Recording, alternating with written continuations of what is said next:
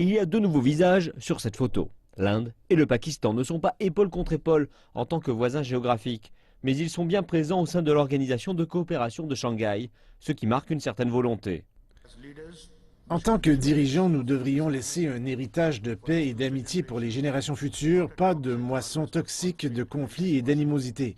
Au lieu de parler d'engagement, laissez-nous créer des espaces pour tous. Monsieur le Président, je salue l'Inde pour avoir rejoint la famille de l'Organisation de coopération de Shanghai. Qu'il s'agisse de radicalisation, de recrutement des terroristes, de leur entraînement ou financement, si tous nos pays ne travaillent pas d'une manière forte et coordonnée, alors il sera impossible de résoudre ces questions.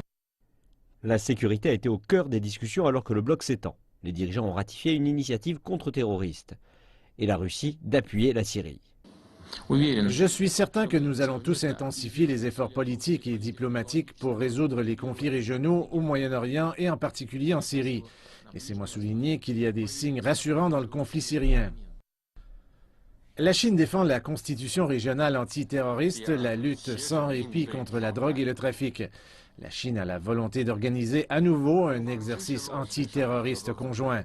La Chine souhaite accueillir un forum de sécurité et de défense régionale en vue d'établir un plan de coopération pour combattre les trois forces démoniaques au cours des 3 prochaines années. Nous demanderons à toutes les parties de soutenir le processus de paix en Afghanistan.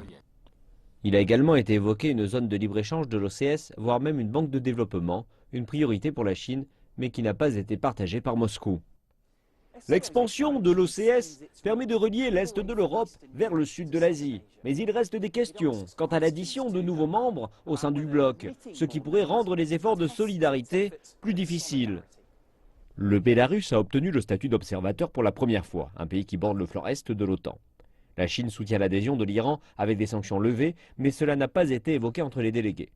Ce groupe a des ambitions claires, mais beaucoup de ceux à l'extérieur de la salle se demandent encore desquels il s'agit et en quoi cela les affectera.